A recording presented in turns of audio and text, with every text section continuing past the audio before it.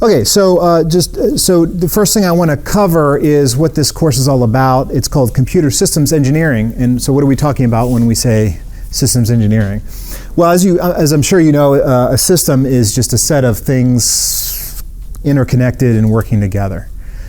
And so, in my view, there's in terms of computer systems, there's three main topics that we want to cover here. The first is hardware design. So we want to talk about we want to do some hardware design in this course and some hardware software co-design, and look at how software communicates with hardware. And so for that, we're going to be covering system Verilog and FPGAs. If you've already taken my 611 course, you've already seen a lot of this already. So some of that will be a review.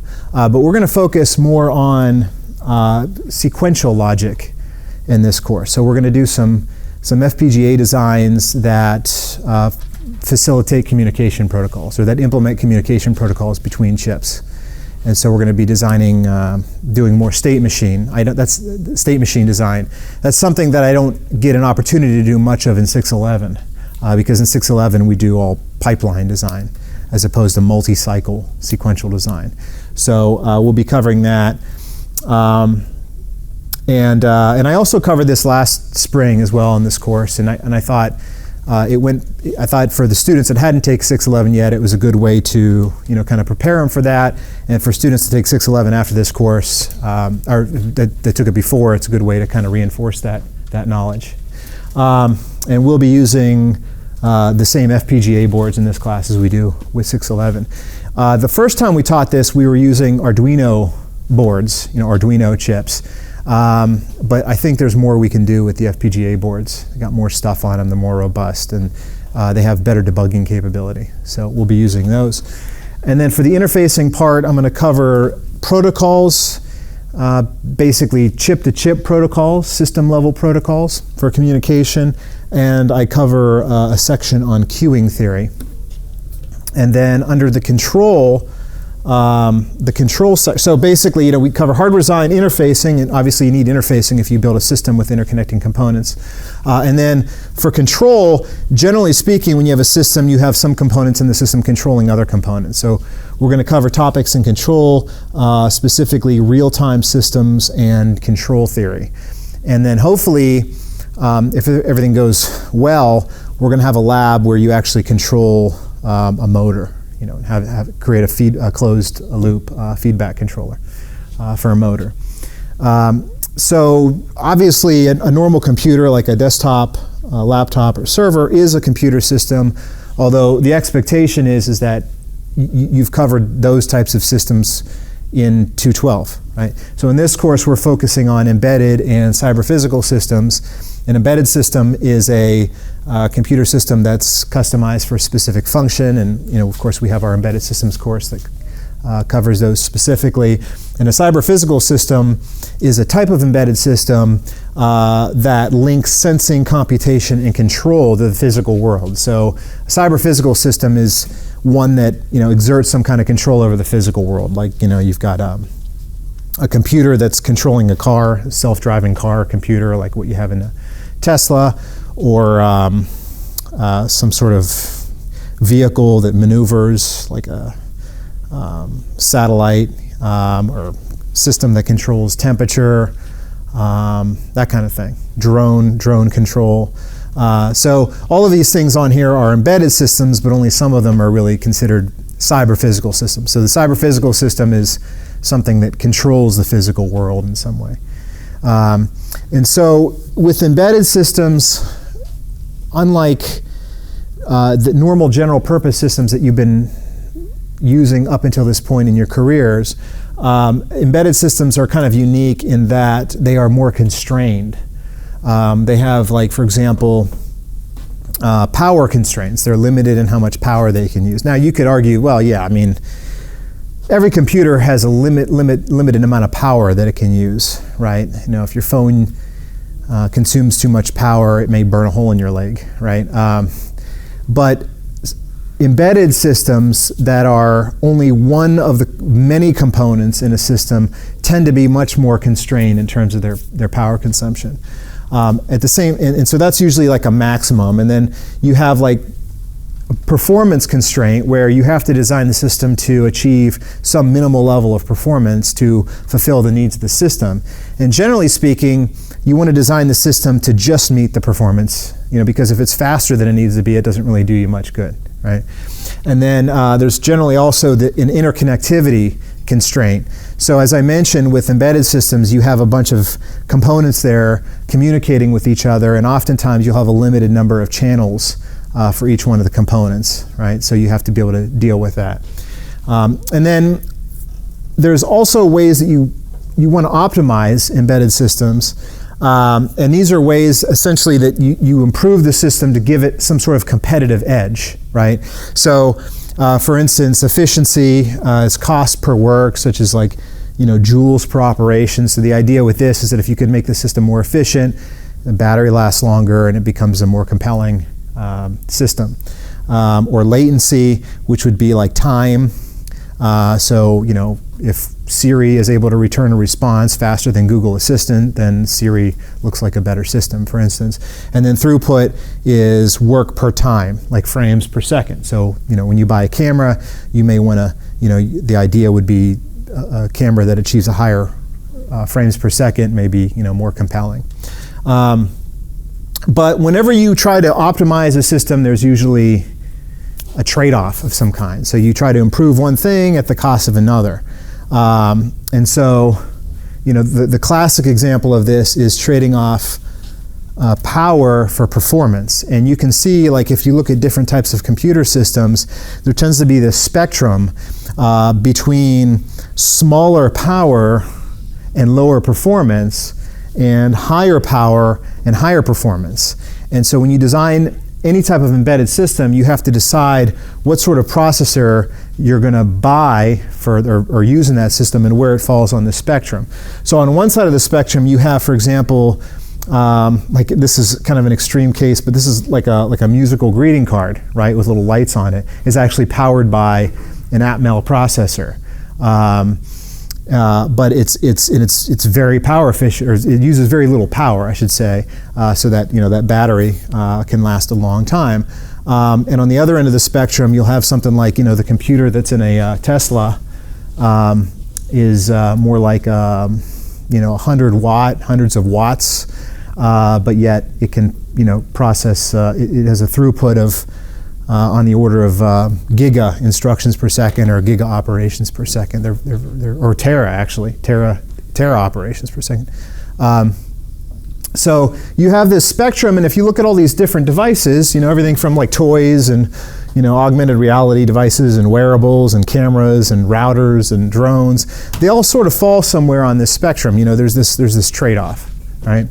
And then another type of trade-off, and this one's kind of interesting, but like if you look at some examples here, like this. This is the Arduino that we used when we taught this course 2 years ago. It had an 8-bit CPU on it, and I estimate, I never measured this, but my estimation was that this thing was used about 20 milliwatts of power. And if we measure its performance, and there's different ways you can measure performance, one way to do it is through floating point operations per second. Now you could argue, well, you're probably not going to be doing a lot of floating point on a device like this, but just as a point of reference, this thing probably does 200,000 flops per second, right? Floating point operations per second, and I base that on the instruction throughput and how many instructions would it need to do one floating point operation, because it didn't have floating point hardware support. So all the floating point would have to be emulated in software.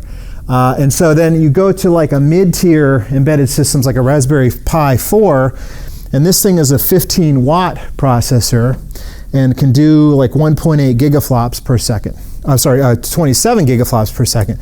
Now if you look at the efficiency of these guys, where you take the number of flops per second and divide it by the power consumption, you get megaflops per second per watt, or flops per joule.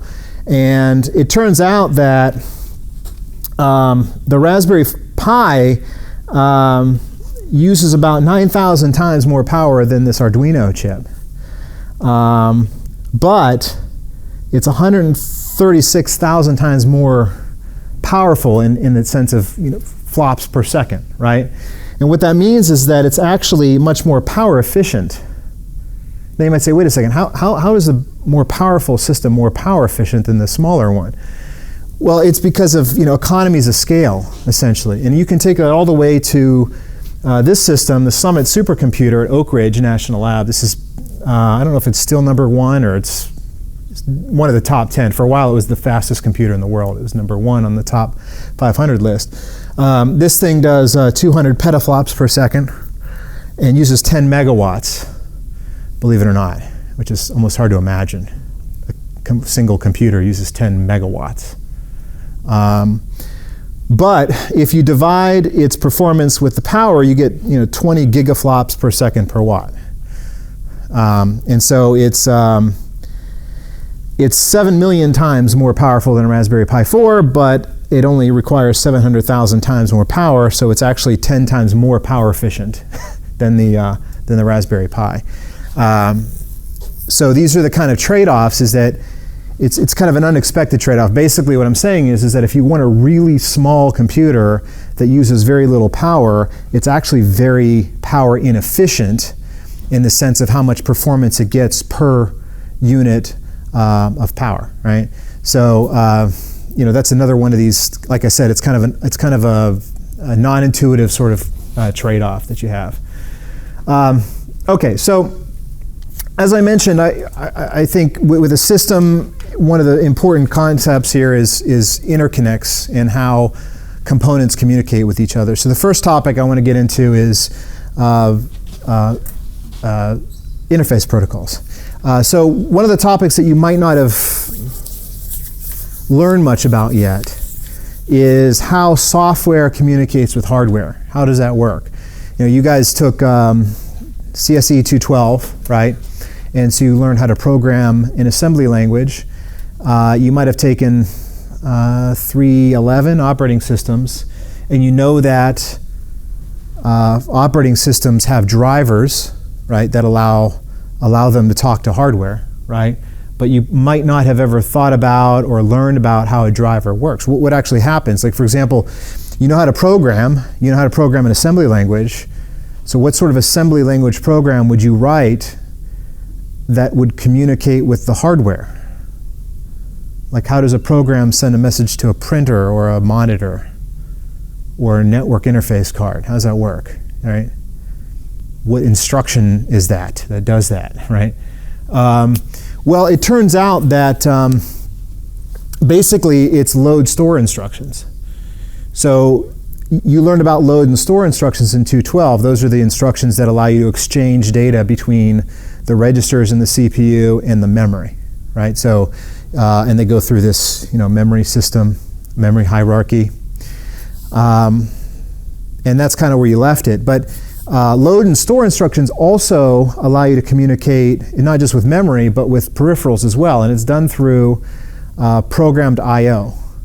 So the idea is that, for example, if you have a chip, a system on chip, which is like an embedded processor, each one of you'll have peripherals being I/O devices, and a lot of the peripherals, not all of them, but a lot of them are actually, especially in the case of an embedded system, a lot of the peripherals are on-chip modules, and they are designed as an interface to external chips, right? So you'll have, like for example, you're all familiar with USB, right? So you'll have a USB, potentially, not on the Arduino, but on like the Raspberry Pi processor, it'll have a USB interface core on chip, right?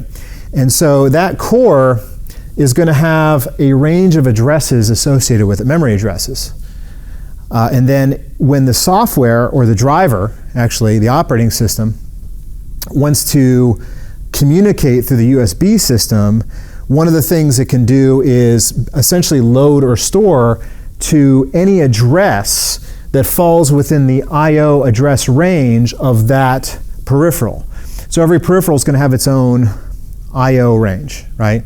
Now in the case of, for example, Linux, the Linux kernel has this thing called a device tree. that is actually a separate file from the kernel, and it's loaded at the time you boot the kernel at the same time. So whenever you boot Linux, you have to have both a kernel and this device tree file. And the device tree essentially all it does is hold these address ranges for the various peripherals inside of a system. So yes? What is a quick definition of what a peripheral is? It's an external device. It's anything the CPU needs to communicate with externally. They're usually I/O devices. Any external device that you want to communicate with, keyboard or a mouse or a printer, that kind of stuff. Yeah, I was just going to give the example of keyboards, mice, etc. Like your laptop keyboard, for instance, usually communicates over, I don't think we have it listed here, but I2C is usually a common one for that, or SPI. Yeah. So by loading or storing to special addresses is the main mechanism by which the CPU, software running on the CPU, is communicating with hardware. Now you might say, well, but I mean, like, what do you, right, you've got a range of addresses, but what's the data that you're exchanging? How does that look? What is that all about? So every peripheral is going to have, in addition to its range of addresses, it's also going to have a set of control or status registers, which are basically a set of, for each one of the locations in the address range, it's a specification for how to, or what each of the words in that range represent, what it means. Okay, so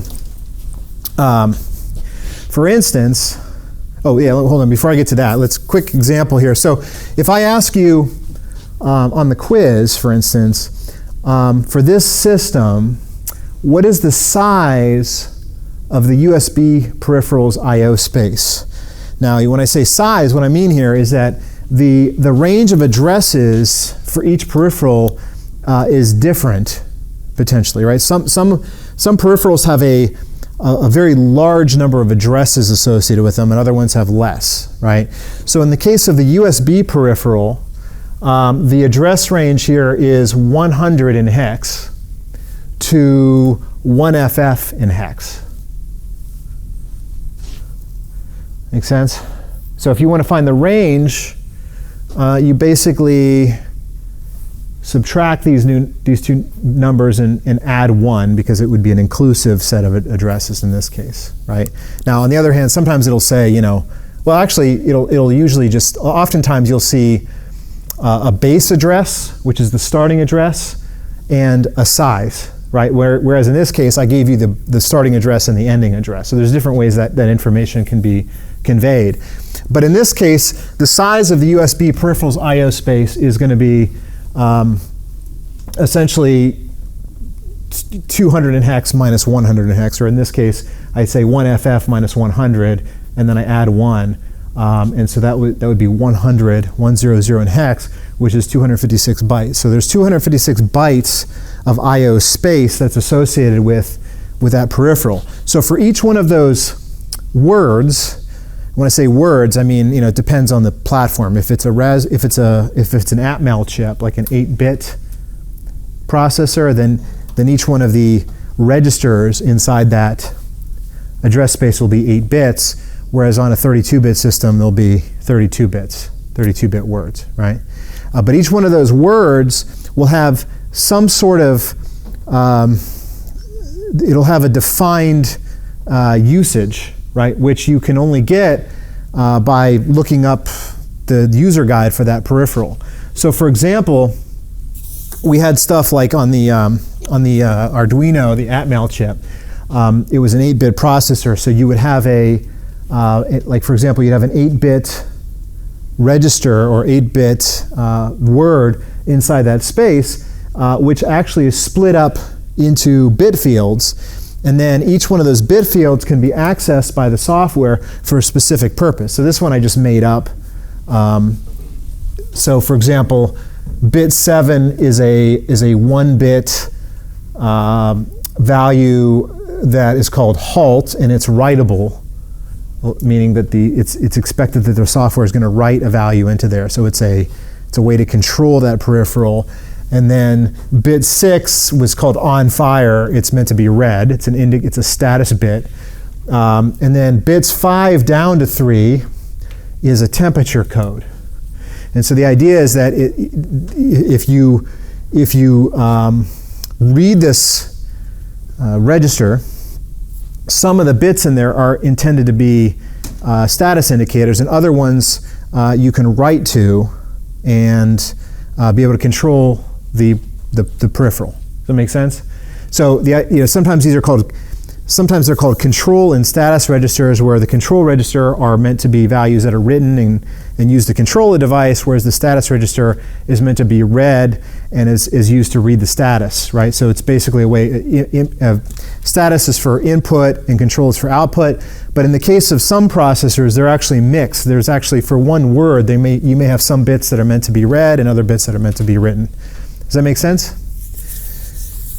Okay, so how does this work then? I mean, what is the methodology here? Well, basically, you read from the CPU's perspective. The CPU would issue a load instruction for a particular address that would fall within one of the ranges of a peripheral, and then it would interpret the bits of that value that comes in according to whatever the fields are for that particular value that it's reading, and then it could either write or read bits from there, and then if it wants to send data back to the peripheral, it would store to that address, right?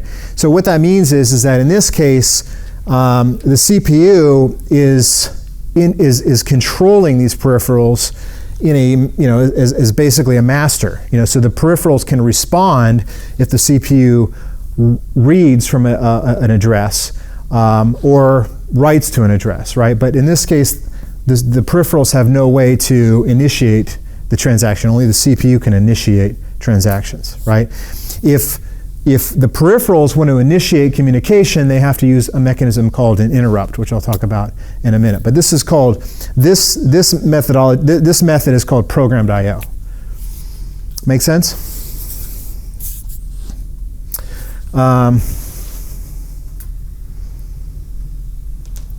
Okay. All right. So the next topic then is when you do this programmed I/O. I mentioned you're interested in specific bit fields within these registers, within these values that you read and write. And so we noticed when we first started teaching this course that there wasn't a lot of coverage in the early part of our curriculum for doing bit twiddling operations, bit manipulations. Generally speaking, in your earlier classes, you interact with data structures, but you do it at the granularity of bytes or words, right? You don't do a lot of bit manipulation. So we have a section in this lecture where we cover that. Some of you might already know this, but basically, if you have a value and you have an 8-bit value and you want to set bit 2 to the value 1, right? But you want to retain all the other values in there, right? So remember that the bits are numbered from right to left starting at 0. So if you have an 8-bit value, it's bit 0 on the right and bit 7 on the left. And so bit 2 would be the third bit from the right. And so how do I set that bit to 1 and leave all the other ones alone? Anyone know how you do that? Like just from C, yes, or Java.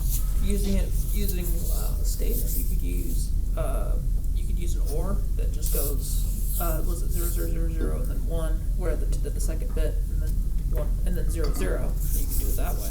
Right. Yeah, bitwise OR. Right. Yep, bitwise. Yeah, and that's right. So the first step here is you have to get a 1 bit. So the idea is that you want to line up a 1 bit underneath bit 2, right? You need a temporary value. You need a temporary register where bit 2 is set to 1, but all the other bits are set to 0, and then you can do a bitwise OR operation, right? So how do you set up that temporary register? Well, the easiest way to do it is I mean, one way you could do it is you could just set it to the constant of 2 to the second power, 4, right? You could put a 4 in there. If you put the value 4, then you would basically have all zeros but a 1 in bid position 2. But the problem is that the code, you may not want to put a magic number in your code, right? You may want to be able to arbitrarily place a 1 anywhere, right? You may want to write the code in a way where the code could insert a 1 into any bit position where that position is a variable, essentially, right? So to do that, you can put a 1 inside your temporary variable initially, and then all you have to do is shift that 1 to the left based on the number of bits, based on the bit position you want to set. So if I want to set bit 2, I just start out with a 1, and then I shift it 2 bits to the left, right? And so that will initialize the temporary register with a 1 in the proper position, right? So the objective here is to get that 1 into bit 2, and then you do your bitwise OR. Now in C and Java, a bitwise OR is a bar, single bar, right? And so you take the original value and you OR it with the temporary value, and that'll end up setting that bit. Make sense? Now it doesn't matter, in this case, it doesn't matter if the original value had a 0 or a 1 in bit position 2 originally, because doing the bitwise OR, even if it was already a 1 in there, it would just leave it. It wouldn't change the value, right? But if there was originally a 0 in there, it would change that 0 to 1. Everyone see that? Okay, so how about setting a value to 0? So what if we wanted to set bit 2 to 0? Well, this is a little harder because you can't use an OR anymore, right? Yes? Bitwise and. Bitwise and, right. So, so in order for that to work, you'd want to AND, but you want to have a 1 in every bit position corresponding to a bit that you don't want to change, and a 0 in the bit position you do want to change, right? So you want to basically create a temporary value that's all 1s except for a 0 in bit 2. So to do that, you can start out the same way you did before. You can take a constant value 1 and shift it 2 bits to the left, right? And so so far we've done the same thing we did last time, but now we want to use a bitwise negation with a tilde, and that'll flip all the bits, and then we can do our bitwise and bit position 2 will get cleared because that's the only bit position with a 0 in bit 2, right? So we're going to AND anything ANDed with 0 is 0, anything ANDed with 1 was the first operand. Make sense? Okay. Okay, so how about reading bits then? That's setting bits. How do we read bit, in this case, bit 3? I don't know why I changed it, but now we're at bit 3. So let's say I want to read bit 3. I want to get the value of bit 3. I want to isolate it. So basically, I want to throw away all the bits except for bit 3. Well, there's a few different ways you can do this. One way is to take the original value and you can shift it to the right by 3 bits. And by doing that, you shift off the 3 rightmost bits because your objective here is to isolate the 4th bit, which is bit 3, right? The problem with that is now you still have, you've gotten rid of the bits that were to the right of the bit of interest, but you still have some other bits in there, right, that you don't want. So one way to isolate that is to just take the value of 1 and do a bitwise and that will delete all the bits to the left of the bit of interest here, right? Make sense? Now, it may also be the case, though, that you don't necessarily care about, you may not care about justifying the bit that you're trying to isolate on the right-hand side, right? You may not care. You may just want to write an if statement that tests to see if bit 3 is set, right? You might not care about, getting it to the right-hand side of the register or the variable. So another way to do it is to just take the value of 1 and then shift it 3 bits to the left. So you have another temporary variable here. You shift it into position, and then you do your bitwise AND again, and now you end up with an isolated copy of bit 3, right? Or what the original bit 3 was, right? But it's in bit position 3 still, right? So in other words, you won't isolate it. The numerical value won't be 1. It'll actually be 8, right? 2 to the 3rd power, or 2 to the 4th power here. Make sense? Mm-hmm. 3rd power, yeah. Okay? So that would be useful if you do an if statement, because if you do an if statement in C or Java, the if is a value, the value is true, is logically true as long as it's not 0, right? So even though this is the value of 8, it's not 0. So this would be useful for doing a test, an if statement, right? You guys with me? Okay. Okay, how about a range of bits? Because I mentioned that control and status registers are not necessarily just single bits you're worrying about. Sometimes there's a range of bits. Like, for example, there's a field, right? So you'll have like bits 5 down to 3, which would be written, for example, 5:3, right? So if I want to take bits 5 down to 3 and I want to rip them out of the value, I want to isolate them to read in software, how would I do that? Well, again, there's a few different ways to do that.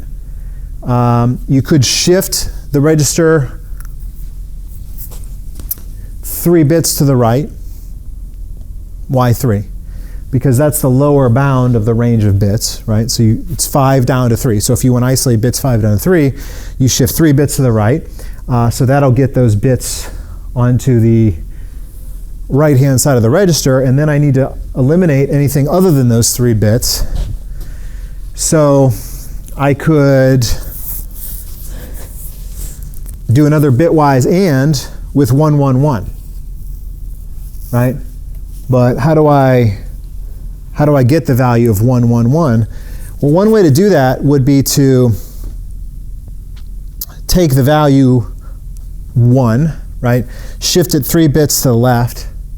3 again, because there's 3 total. Well, I shouldn't say again, because originally when I said 3, I was talking about the right-hand bit number of the field. But there's 3 total bits in here as well, right? So if I take 1 and shift it by 3 bits, I'll get 8, right? But then if I subtract 1, that'll give me 1, 1, 1. You guys with me? So I take 1, shifted by 3 bits to the left, subtract 1, and then I can AND it with the original shifted value. So this is starting to look a little complicated now, because we've got the original value. I want bits 5 down to 3, so I shift the value by 3 bits to the right. That aligns it, that justifies it, pushes it to the right-hand side. And so the result of that is I've got the bits I want that are now in 2 down to 0, right? But I need to isolate just those bits, so I can do a bitwise AND with the value of 1 shifted by 3 bits to the left. Why 3? Well, because that's the field size, the field width. And then subtract 1 from that, and that will isolate just those 3. Make sense?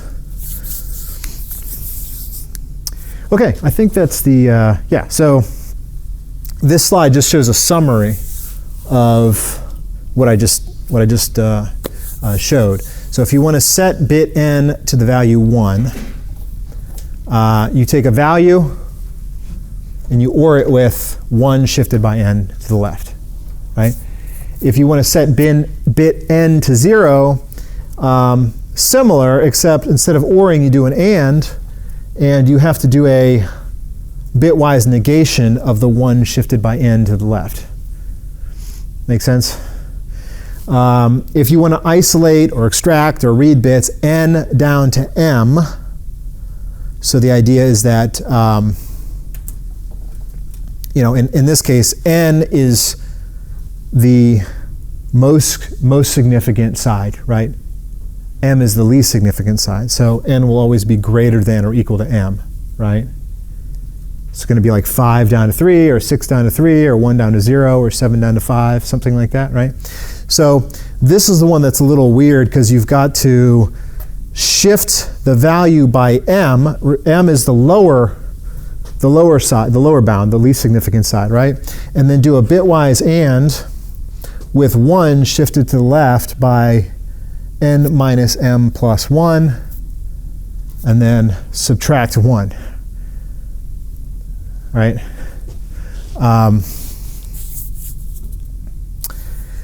Now this starts to get a little strange because you look at that and you say, wait a second, like what is, do we need like more parentheses in there? Like, is that going to work? I never know. I never remember what the operator precedence is, especially when you're mixing together shifts and bitwise operations and arithmetic operations, right? Well, the answer is that if you do arithmetic, add or subtract, that has the highest precedence here in this expression. And then the shifting is next, and the bitwise logical is the lowest. So it turns out that if you look at the way this is evaluated, it's going to do this arithmetic before it does the shift, which is what you want, right? You want to say n minus m plus 1 is the field width, right? That's the number of bits that you're interested in. That's the size of the field. So, 5 down to 3 was 5 minus 3 plus 1. It was a 3-bit field. So you want to be able to evaluate that calculation first, and then use that as a shift amount to move the 1 to the left, right? And that should be okay. And then what's the next thing that happens? Well, then you're going to, this subtract is going to happen before this and. Now, if you're not sure, obviously, feel free to put parentheses, even if they're not necessary. It's better to be, safe. But you can also, I always go to Google and type C operator precedence, and it shows a table. If I'm not sure, because I can never remember that. You guys with me?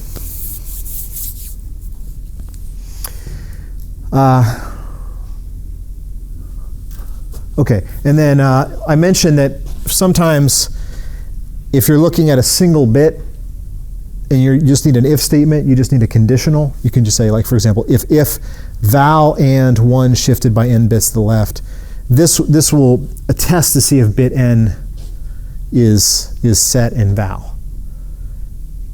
Make sense? Because it'll be true or false. It'll be 0 or non-zero, depending on if the bit is set. Okay. Any questions about that? Everyone comfortable with that?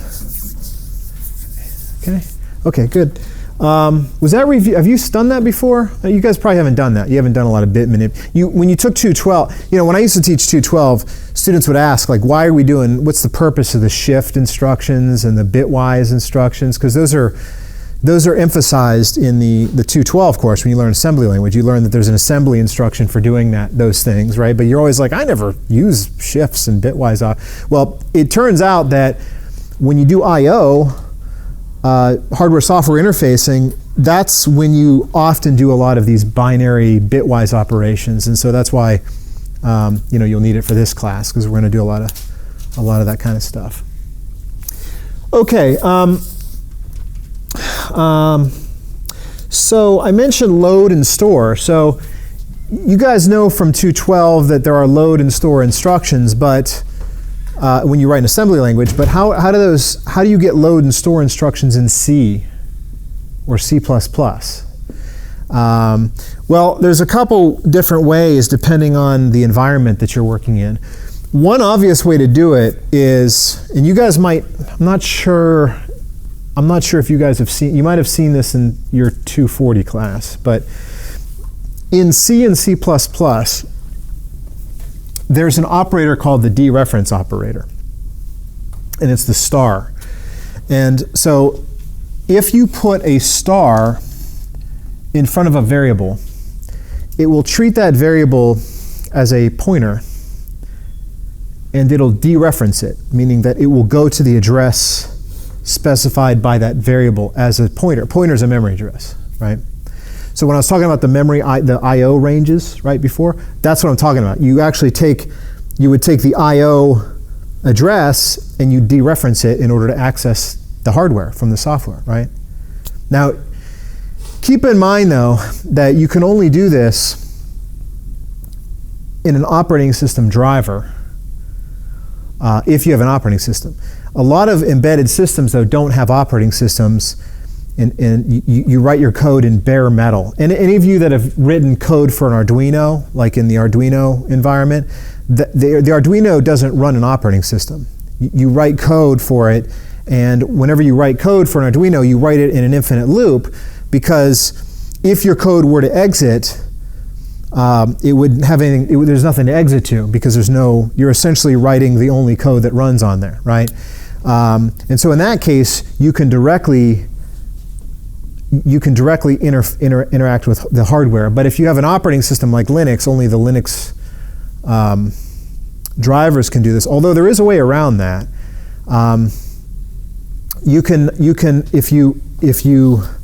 There's this system call called memory map, and you can memory map the dev mem file.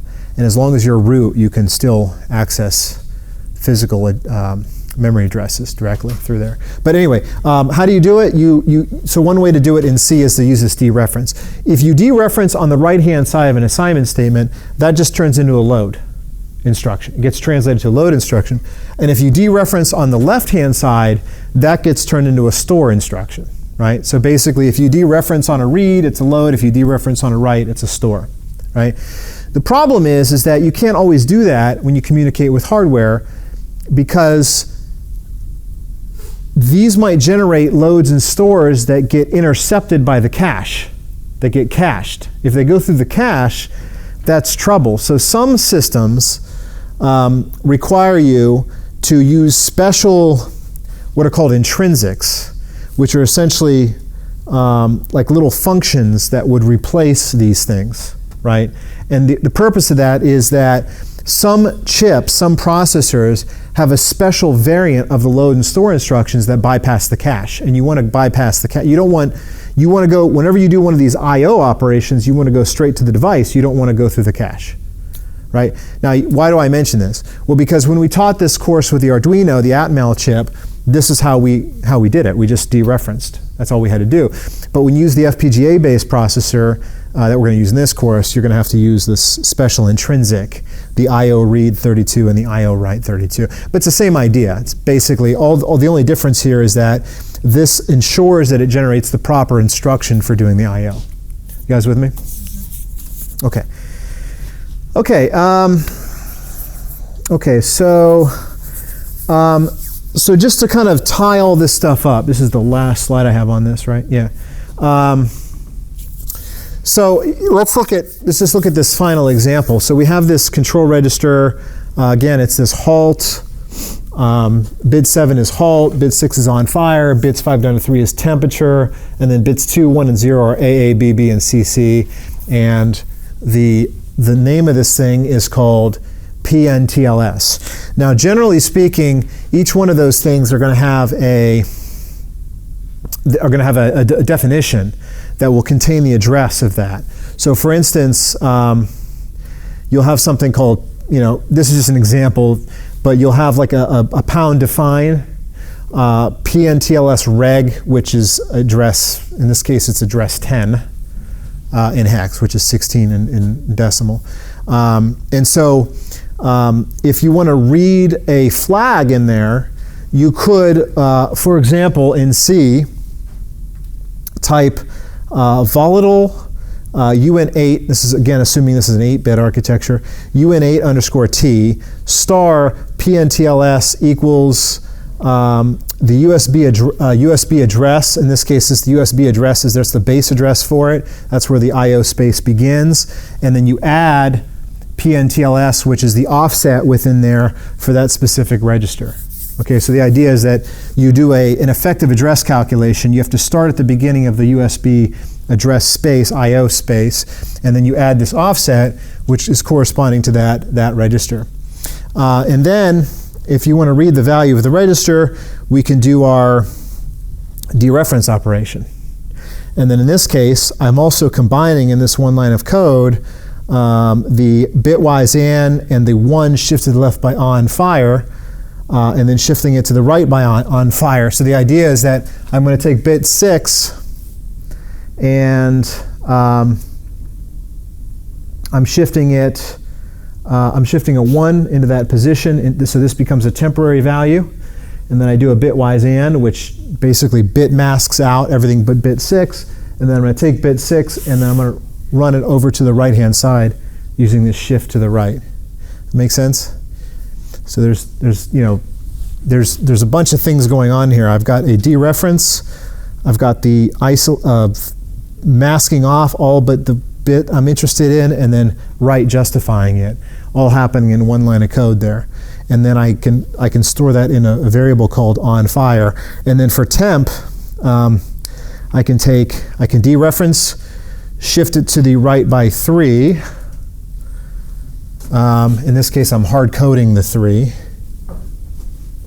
which is going to take this field. It's going to move it to the right, and then I'm going to do a bitwise and with 1 shifted to the left by 3 minus 1. That's going to be, 1 shifted to the left by 3 is going to be 8, and then I subtract 1 is 7, which is 1, 1, 1 in binary, right?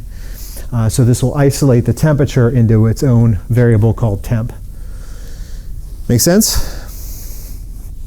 And then if I want to set the halt bit to 0, in this case, and this is something I didn't mention earlier, but these are registers that exist on the I/O device. And so if I want to change 1 bit, you want to read the old value, then make the change, set the bit that you want, and then write the new value back. So in this case, I dereference that thing, that register, and I take a 1 and shift it to the left by halt, which halt is bit 7, is a define here. And then I do an OR, so I set that bit to 1. If it was already set to 1, this line of code will have no effect. And then in this case, I set it to 1, and then I set it to 0. If you want to set it to 0, you could do a bitwise and with 1 shifted by halt and negated, right? So these, obviously you wouldn't do both. I mean, you could do both of these lines, but if you did both, then only the second one obviously would take effect. It would set it to 0. And so I've got a dereference here on the right-hand side and on the left-hand side. So I read the old value, I make the change, and then I store the new value back, is the idea. Make sense? Okay. Okay, so let's, here's a example quiz question. Write a line of C code that sets the value of bit 4 to the value 0 in the variable name myvar, leaving the other bits unchanged. So, again, if I want to set it to 0, I do a bitwise and I and it with 1 shifted by 4 bits and then negated. So this will take a 1 shifted by 4 bits to the left and then complement all the bits in there and then do the bitwise and with the original value. And then we've got another question. Consider the following snippet of code, C code. So I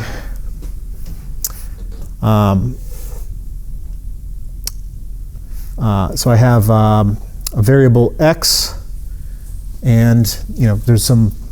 This is the type, but presumably there's a value in there, and then I shift to the left by 4, and then I OR it with the same value. I isolate the lower 4 bits, and then negate that and shift that to the left. So that's like meant to be as confusing as possible. But the result of this is that the original bit 7 down to 4 were shifted down to the left-hand side. You see that from this part. Make sense? And then the original low order 4 bits are isolated with this and then complemented, and then shifted 4 bits to the left, and then I take those two sub-expressions and merge them together. So you end up with the new value in y is going to be the original value, the low order 4 bits of x negated on the top part, and the original high order 4 bits on the lower part. Make sense? I realize that's convoluted, but the objective here is to test to see whether you understand how these operations affect the content of the register. And so I've got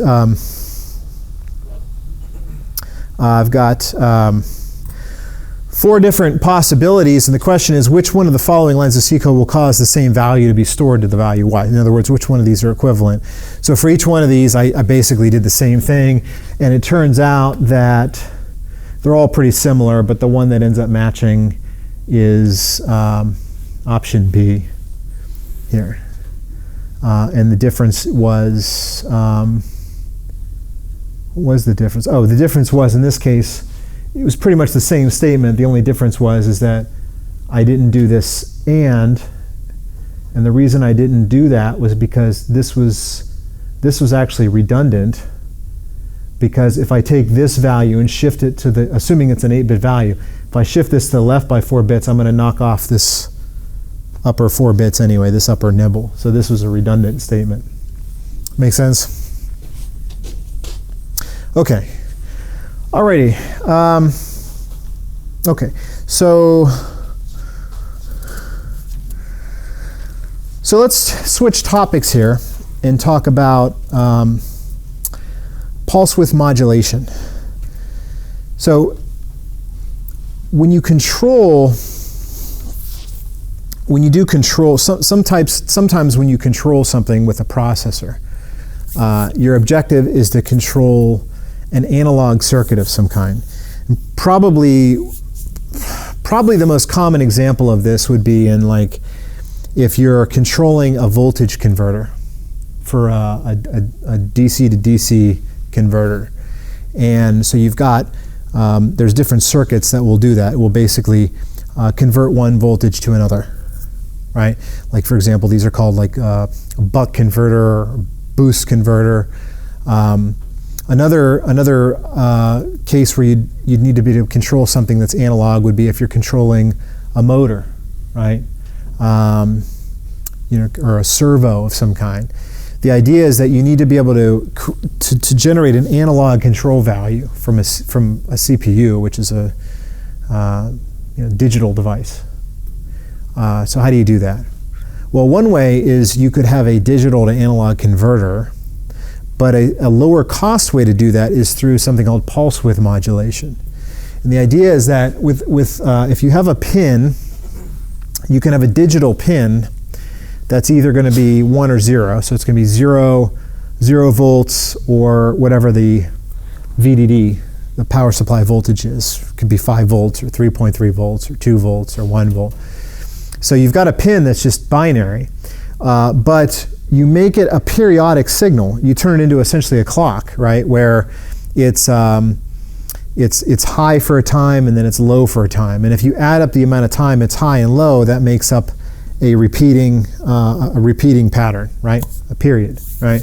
And so the period could be measured, for instance, if you look at the time from a rising edge to the next rising edge, or you could look falling edge to next falling edge too. But that's the period, right? And you assume that you're going to, generally speaking, with a PWM signal, you keep the period constant, right? But the thing you change is the duty cycle, which is the percentage of the period in which the output is 1 versus 0, right? So like if this were a clock signal, usually they have a clock signal would have a 50% duty cycle. It's high for half the time and low for half the time. But with a PWM signal, you can control that duty cycle. And so if you look at the average value coming out of that pin over the course of many periods, it will appear that average value will essentially be an analog value between 0 and the power supply voltage, right? So if your duty cycle is 10% and your VDD is 5 volts, then the average voltage on that signal will be 10% of 5 volts, right? Or 500, half a volt, right? Make sense? Likewise, if it's 50%, it'll be halfway. 80%, it'll be 80% of the VDD, right? So we're still finalizing the projects, but with luck, our last 2 projects will be essentially just controlling a motor with this, and being able to create a closed loop feedback control for a motor where the motor is controlled through a PWM signal. Okay, so example question here is what analog voltage is generated with a 3.3 volt PWM signal having a 30% duty cycle? It's easy, you just multiply 3.3 times 0.3 volts, you get 0.99 volts. Right. Okay, now I think I got time for one more thing, and that would be interrupts. So I mentioned that with programmed I/O.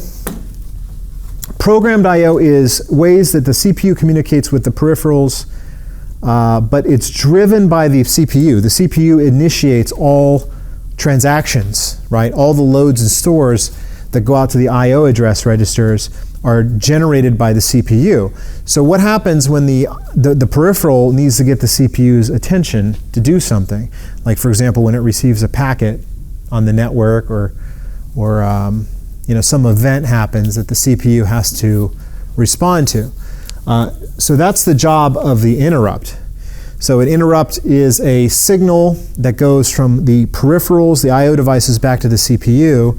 And when the interrupt is a signal, so when the signal is asserted, the expectation is that the CPU will respond to it, and the first thing the CPU usually does when it responds to an interrupt is figure out what's going on. Why was because the interrupt is usually like a 1-bit signal, right? So there's not enough information in an interrupt to tell the CPU what's going on. It's only enough information to tell the CPU that something happened. And so the CPU then is going to have to run some programmed I/O transactions and read status registers to figure out what's going on, what it needs to do. You guys with me? Okay, so it's a really simple mechanism. It's essentially just a wire that goes back to the CPU. There's an input on the CPU called interrupt, and if you drive that wire high, the CPU is expected to do something about it. It's just to get its attention. Now there's different ways that you can design this though.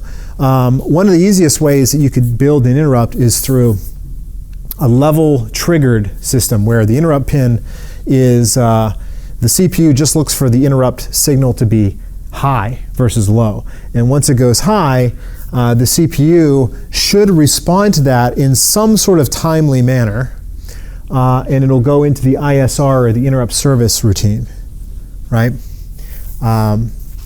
Now there's a couple problems with that though, because the problem with that is that what happens if the CPU returns from the ISR and that interrupt is still high, right?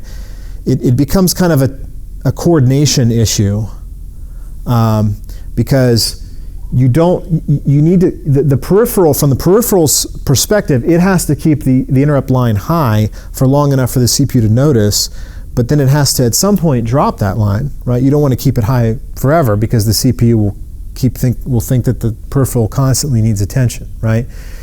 And so that's an issue. One way to deal with that makes it a little easier is instead of using a level trigger, you could use an edge triggered interrupt.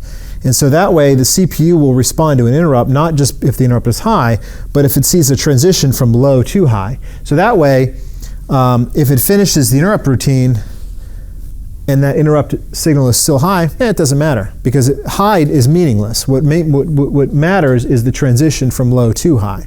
So it would look for the edge, right? So you might say, well, which strategy is used? This all depends on the CPU. So whenever you're writing code for a CPU, you have to, and if it involves interrupts or you're doing any kind of work with the interrupts, you're probably going to have to look that up, whether it uses a level triggered or an edge triggered. And some CPUs, even the Atmel, the Arduino CPU, that's something that you can actually program. Like the software can actually tell the hardware how it should respond to interrupts. It's programmable. Make sense? Okay, so here's an example question. So suppose a peripheral is connected to the CPU's external interrupt input. And when I say external, what I mean by that is there's an external interrupt is something that is coming in from outside the CPU, whereas an internal interrupt is something that would originate from inside the CPU. For example, like if the CPU fetches an invalid instruction, like a garbage instruction, that could trigger an interrupt that's generated internally, or a divide by zero error, for instance, or if it tries to load from an invalid memory address. Those are internally generated interrupts. Sometimes they're just called exceptions or traps, but it's all the same idea. Whereas an external interrupt is something coming from outside. Now, even that is a little vague, though, because a system on chip, like the one that I showed earlier in the slides, has peripherals that are outside the CPU core, but they're still on the same chip. So, like when you say external, are we talking outside the chip? Not necessarily. Outside the CPU core, which may itself be a logical entity on the chip, right? You guys with me? So that's what I mean by external. But it's an external interrupt. Assume the peripheral can change the value of the external interrupt no more frequently than once every 50 microseconds. Assume the CPU can execute its interrupt service routine in 75 microseconds. What's the maximum number of interrupts per second possible when using the edge-triggered interrupt or level-sensitive interrupt? So you might say, well, first of all, wait, why do we care how many interrupts per second you can service? Well, this is really important because this is essentially going to define the throughput of your system if the throughput is being measured by, responding to external events, right? So this is kind of this what this boils down to is a performance metric in the end. So what is the answer here? Well, the problem is that the interrupt service rate is determined by one of two things. It's either the time it takes to run the interrupt service routine, which would just be the reciprocal of 75 microseconds, right? The inverse of that, right? Or it's the rate at which the external entity can tell the CPU it wants to interrupt, right? But that rate is determined by the rate at which it can change the pin, and that's going to depend on, and then of course that's going to be influenced by whether it's edge triggered or level sensitive. So what I mean by that is if it's edge triggered, the maximum rate is going to be the minimum of two numbers. The minimum of 1/75 microseconds, which is the rate at which it can service interrupts if it's limited by the time it takes it to service the interrupt, right? Or 1/50 microseconds, which is the time. It's how often it can change the interrupt. You guys with me? Now this is assuming it's, when I say edge triggered, this is rising or falling edge. Yes? In the level sensitive case, the CPU can't act on the interrupts as fast as they're triggered. Does that not change the answer? On the edge triggered, yes. Yeah. Well, in this case, so what this is saying is that in theory, the external peripheral could toggle every 50 microseconds, but the CPU could only service it at every 75. That's why I'm using the minimum here. So in this case, be 13 kilohertz, right? because that's the rate at which, that's basically the limit on how fast, if it does nothing but run the ISR, that's how fast it could service interrupts. But if it's level sensitive, it changes because we're assuming that with a level sensitive case, we want to go low and then high, and then low and then high for the next one, right? Now, you could argue that with level sensitive, you could just leave it high all the time, right? And have it, in which case you'd be at 13 kilohertz, right? But if you assume that you can only trigger it once per it going high, right? Then it would be 1/100 microseconds in the assumption that you have to go high and then low. But anyway, that's in that case you'd be limited by, it would be at 10 kilohertz. But we'll, I'm sorry, we're out of time. We'll continue this in 2 weeks. So we'll meet back here on the 24th. Remember, there's no lab this week or next week. Okay? Thank you.